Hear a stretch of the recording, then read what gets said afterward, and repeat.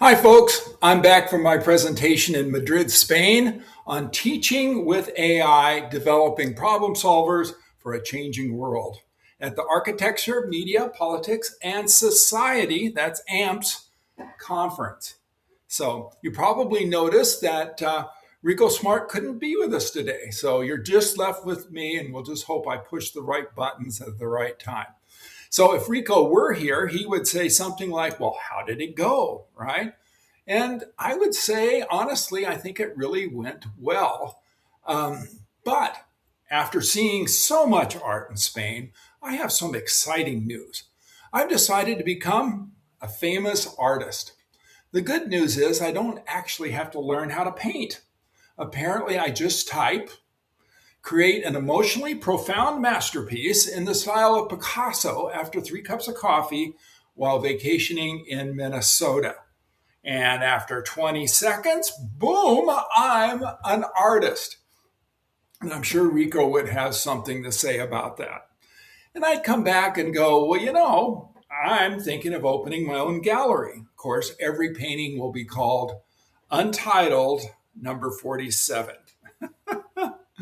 So very good. But when we take a look at this, the only problem is if someone asks me why I painted my painting, I would have absolutely no idea. So here's the real question. If AI can create beautiful images, what becomes of the job of the artist? So that's today's conversation.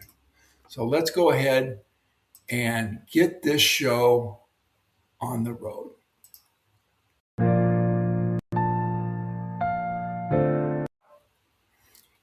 I think that was the wrong video clip. Boy, I missed Rikko already. Welcome to The Professor is Live, where we begin with a story from the news and ask the question that matters most. What does leadership look like now? Artificial intelligence is changing work, education, business, healthcare, creativity, and everyday life. Host Mark Salisbury and producer Rikko Smart explore these changes through humor, expert guests, conversations with ChatGPT, and practical insights that help us lead with more brains, more courage, and more heart. Because in the age of intelligent machines, human judgment still matters.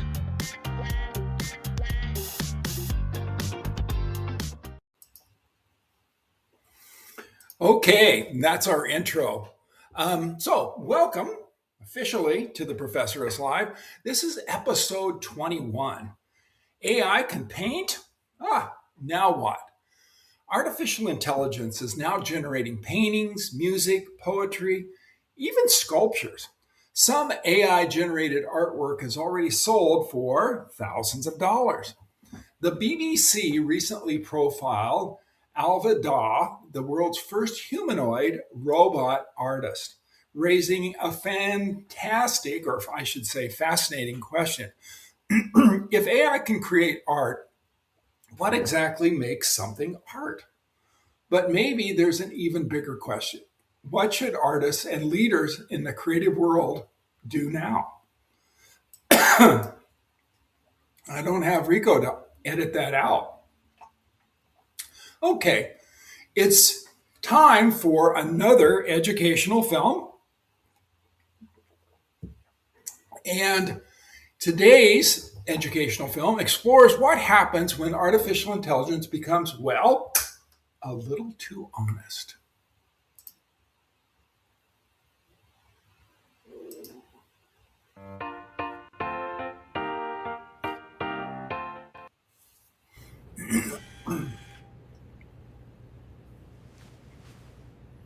Well, your girlfriend says that you are a real basketball head.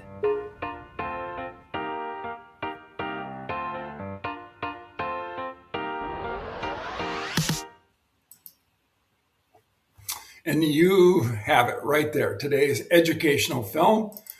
And we spared no expense on that one to bring that to you. And so I think we need to start thinking about, where are we going with this, right? And so I think we can see that there's problems that can arise if we rely entirely on AI to do creative work for us. And so, to give today's story some context, it was really a BBC story that started out like this. In the drawing room of a stately home in rural Oxfordshire, I watch as a dungaree clad artist slowly and deliberately puts pen to paper. Her arm moves across the canvas, the marks gradually convalescing into an abstract portrait of herself. It seems like a moment of creative expression, but this is no ordinary artist. She is the world's first humanoid robot artist, Ava Dahl. By design, her very existence brings into question how do we define art? And who, or in this case, what, can create it? With AI algorithms and robots like Ava Dahl, will they spell the end of human creativity and artistry, or can they be harnessed to augment our own creative potential? Let's have a little short video of Avi Dahl.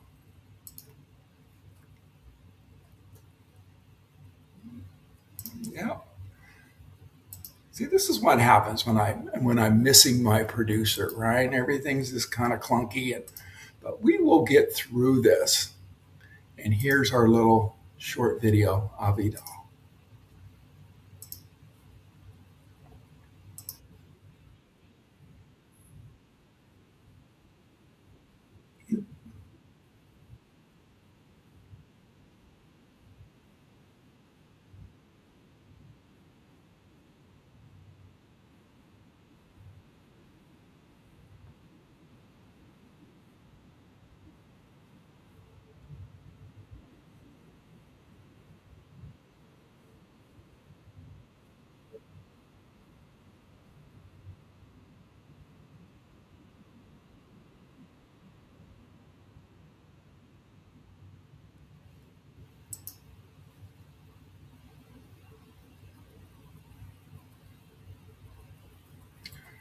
And we stop sharing. Okay. So that's what we're looking at, right? The short video and pretty impressive, and especially some of the artwork that's coming out. So I think, okay. For those of you who are listening to this as a podcast, you can see the videos in today's episode on Spotify and now Apple Podcasts, and of course on YouTube. So let's dig into this a little deeper. Let's get some insight into this from a leader in the field. Joining us today is artist and educator Dean Trisko.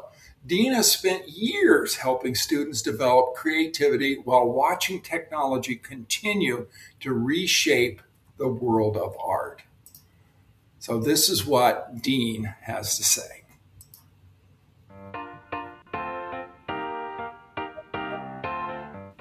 The Professor is Live welcomes Dean Trisko, renowned artist and educator from the Twin Cities. Welcome to the show, Dean. Good to be here. Yeah, let's talk about art in the era of AI. And we'll start out by talking a little bit about the technologies that artists have used. Absolutely. One of the things that I think AI poses for us is both a lot of questions and potentials. Yeah. Well, what I understand too is that, each artist lives in their own time and they actually tend to use the technology that's available for them. And is that an accurate statement that we're somehow artists are trapped in their own time with the technology? Well, it can feel like a trap, but it can also feel like an opportunity. So, I think it's, even as I talk to fellow artists, there's a lot of questions. And just like in the general world, is AI going to replace art, or can it make art? And of course, I think that's one of the underlying questions you're probing today. But certainly, I think to make really meaningful, what should we call it, high-level art statements, We're always looking to react to our times, look to be a part of what's going on, both our hearts, our minds, and to some degree, of course, our technology. Well, I think the camera, isn't that a classic example of all of a sudden we have this new technology, but a lot of people didn't see it. It brings in a new art form as well. Well, yeah, I mean, it alarmed certain people. It made some people feel like it was stealing from them. And I'm even going back a little before the invention of the camera. One of the big changes in what I do, painting, is once they invented collapsible paint tubes. And it might seem insignificant, but that really helped bring about Impressionism because suddenly artists were able to go out in the field because they weren't trapped to having to store their art in some kind of animal bladder or something like that. So, yeah, I mean, every evolution of technology affects the artists. And many of our artists, both today but in past, have decided what can that technology do for me? What can that new technique bring about? And sometimes it requires a little bit of thinking outside the box, but that's what artists are supposed to be able to do. So sometimes it's surprising how it manifests itself, but there you go. Well, I think there's some low-hanging fruit here. You know, you and I talked off camera a little bit, and it's just pretty obvious that AI can help with all the things that artists need to do to, well, be alive and also do what they do. And so marketing and allowing people to know about the work they do and all of those kinds of things that people in the field of art can also benefit from AI, it sounds like. Absolutely. I mean, first off, most of us, and I'm going to admit, I hardly use AI at all in my artwork. I'm a very dinosaur age artist in one sense. I still paint and draw in the classic sense, I guess. But yes, I mean, I think many of the artists are going to start by using it just to be an assistant because so much of art is just like every other business. You have to send emails, you have to respond to this or that, you have to put together presentations, you have to store information, do research, and all that. And so AI obviously will be of great assistance in the same way it would be for most every other workplace or business type situation. Then I think we enter another layer, which is, will AI start doing the creation for you? And I'll leave that question for you to probe. Well, you know, it seems to me like we're on the crux of using AI as another form of creativity, and I think the first thing that people think is that it empowers an artist to actually go into a new space, if you will. And what does that look like? I mean, it seems to me like we're right on the cusp of transformation in the field of art, just like we are in a lot of other things. And what does that look like to you? Well, I mean, as I talk to artists, I mean, those who are trying to figure it out the same as everybody else, but they are, one, concerned, is it going to replace them? But then two, are they going to have people question the authenticity of their work? Is it going to look like AI made this? Yeah. And, I don't know that we know exactly what forms that's going to take. But I do think that, a simple way we could break down the dichotomy, if you will, of AI and the artist is what do we expect out of art? And one simple oversimplification I would make is, do we want artworks that tend to be more prescriptive or descriptive of a certain purpose or job, as opposed to artworks that we expect to be more inventive, unique, creative, something of the highest form of art, we might say. Yeah. And that involves a lot of the unexpected. I think AI will be of greater assistance in doing brainstorming as to finding artwork that is for specific purposes. So if we have design-related fields, if we have artworks that are going to certain spots or certain clients, you're going to be able to tailor at least ideas and do some, maybe some of your research that way. I think there will still be that element of authenticity that's wanted, that's the unique idea. And that's where we talk about creativity. Yeah, it also seems to me like, I mean, the obvious thing for someone like me who's not an artist is like, I would go, I can feed this thing a whole bunch of Picassos, and then I could have it create an original Picasso for my house, and then I could, of course, stand back and go, that's what he would have done if he just lived a little longer. Right, right. I think that's going to be possible. We get into issues of ethics and trying to foist that work onto an unknowing public, and that could be difficult. I think that, if that meets your needs and you say, I just needed a painting that resembled a Picasso and it also included the picture of my backyard pool in it, you can probably get AI to help you do that. And for given purposes, that might be enough. I think it'll also help artists, AI will help artists in a way of saying, but will it be unique? And so in your question is kind of like, well, we can make an facsimile of a Picasso. But is it a truly Picasso? No. It will be a conglomeration of input that AI has received about Pablo Picasso. And when we were talking a little off camera, is that this takes us to this place in the road where and this is the part I think is just fascinating is, like the camera, people never saw it as an evolving art form. They just like you record, something that's happening in front of you. And I think and I'm not quite sure how you put this, but this could actually be the opening of a whole new way of communicating between people, and AI could help be the vehicle for that. Am I hallucinating here? Forecasting the future. Well, I mean, what is the thing? Live in a time of great opportunities and you will find things that you never expected. I think, yes, it will be both. It will be both a catalyst for probing new things.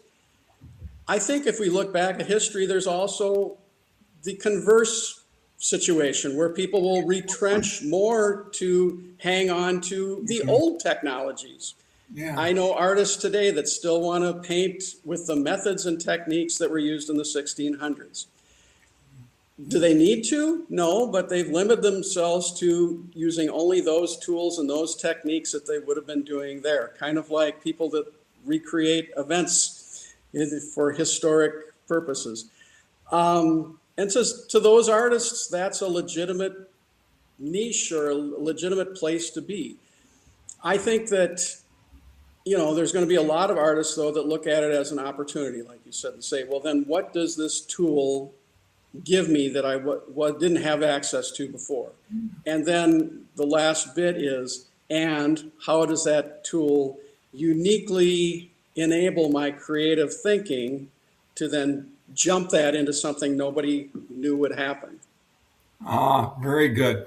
Well, thank you, Dean Trisko, artist and educator in the Twin City area, for being with us today. And for those of you who are watching, you can find out more about Dean by going to his website, which is deantrisko.com. That's DeanTrisko.com.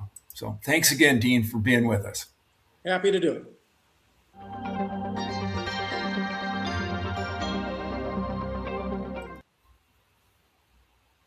And that's what Dean has to say. But what struck me about this interview wasn't whether AI can paint, because every generation has faced a new technology that's changed how people create things. Photography, for example, digital cameras, computer graphics, now, artificial intelligence. And so the technology changes. The leadership challenge, though, stays remarkably similar. How do we use new tools without losing what makes us uniquely human? So in order to answer that question, what makes us uniquely human, we'll go to ChatGPT, of course. So let's bring ChatGPT into the conversation.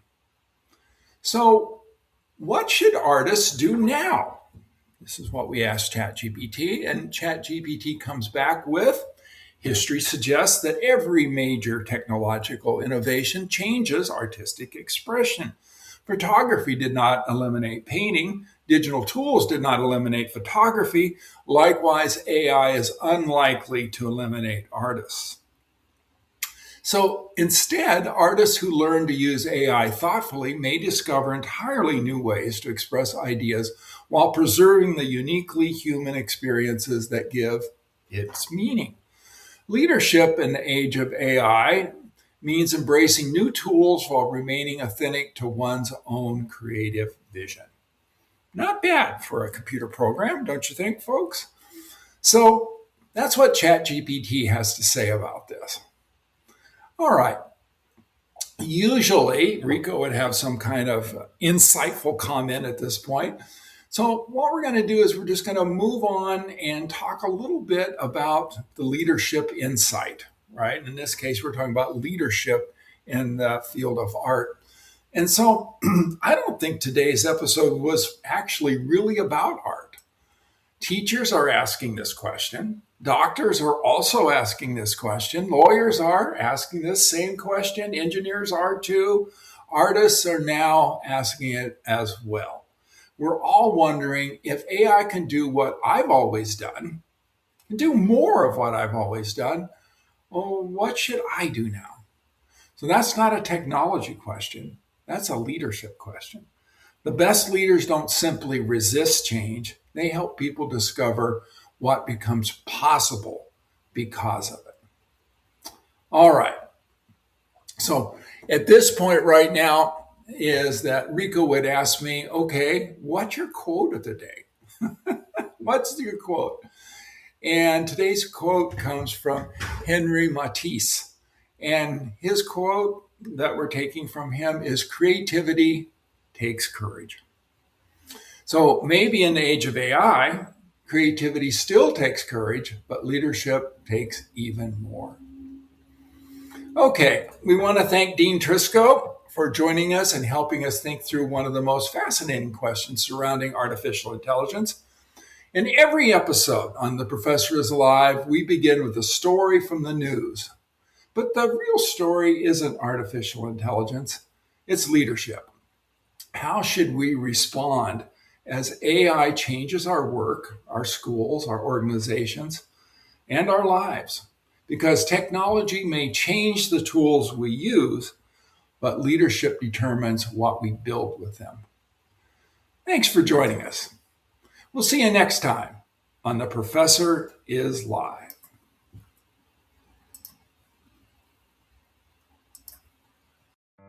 The Professor is Live is hosted by Mark Salisbury and produced by Rikko Smart. Watch us live on LinkedIn, catch the replay on YouTube, or listen wherever you enjoy podcasts. To continue the conversation, visit theprofessorislive.com. There you'll find information about our speaking programs, executive briefings, leadership workshops, AI litigation consulting, and our upcoming Almost Live Leadership Seminar, a guided learning experience designed to help professionals lead with more brains, more courage, and more heart in the age of AI. Until next time, stay curious, stay optimistic, and keep leading with purpose.